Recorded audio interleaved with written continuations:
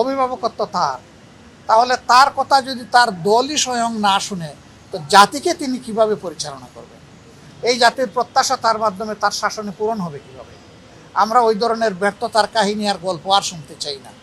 আমরা দেখতে চাই মুখের কথা নয়, কাজ দিয়ে প্রমাণ হবে যে এই দেশ আমাদের সবার, এবং সরকারি দল দায়িত্বপূর্ণ জায়গা থেকে দায়িত্ব পালন করছে। মানুষের জীবনে স্বস্তি, শান্তি এবং শৃঙ্খলা ফিরে আসছে। আমাদের একজন স্বরাষ্ট্রমন্ত্রী আছেন, তিনি যে কি করেন আমি কিছুই বুঝি না।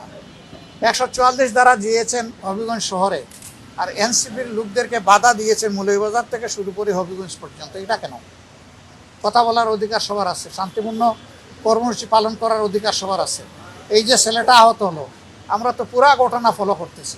তারা তো কাউকে আক্রমণ করতে আসেনি, বরঞ্চ তাদের নেতৃবৃন্দের উপর হিনাস আক্রমণ যেটা হচ্ছে ওইটা ঠেকাতে এসেছিল, প্রোটেক্ট করতে এসেছিল। তাদের উপর এটা কেন? এটা আসলে বিস্ময়কর, নিন্দনীয়। এটা বন্ধ হওয়া উচিত। আমরা একটা শান্তির বাংলাদেশ গড়তে চাই, দেখতে চাই। সেই শান্তির বাংলাদেশের প্রতীক্ষায় থাকলাম।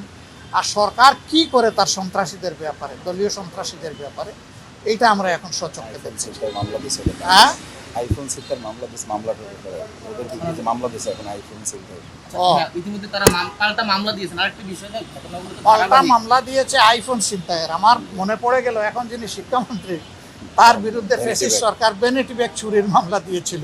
তো তারা কি ওখান থেকে সবক নিছেন নাকি? ওখান থেকে সবক নিলে এইরকম মামলা দেওয়া সাজে? নইলে আমার মনে হয় যে নিজেরা ওখানে ভুক্তভোগী হয়ে এখন ঝাল মিটাচ্ছেন সাধারণ জনগণের উপর। এটা ঠিক হবে না। যাদের উপর ঝাল মিটানোর তখন মিটাইলেন না কেন? এখন সাধারণ জনগণের উপরে কেন ঝাল মিটাবেন? এই মামলারও আমরা নিন্দা করি। এটা হওয়া উচিত নয়। দেখা যাবে কি এই ছেলে মায়ের খেয়েছে, চোখ গিয়েছে, তার মামলায় করা আসামি যারা, তাদেরকে হয়তো কিছুই করা হবে না। পাল্টা বানাওয়াট মিথ্যা মামলা যেটা দেওয়া হয়েছে, ওইটার আসামি যাদেরকে পরিকল্পিতভাবে বানানো হয়েছে, অ্যাকশন তাদের উপর শুরু হয়েছে। মনে রাখবেন, কোনো সরকারই শেষ সরকার নয়। তারপরেও কিন্তু সরকার আসবে আর যাবে। অতীত থেকে আমরা যেন শিক্ষা নেই। খুব অতীতে যাওয়ার দরকার নাই। মাত্র 2 মাস আগে গেলে, 2 বছর আগে গেলেই সমাধান হয়ে যাবে। এর আগে যাওয়ার প্রয়োজন নেই। অতটুকু দেখলেই শিক্ষা হওয়া উচিত। আমরা সেই সুশিক্ষা সবার মাঝে তৈরি হোক, এটা আমরা দেখতে চাই। সবাইকে ধন্যবাদ। আসসালামু আলাইকুম।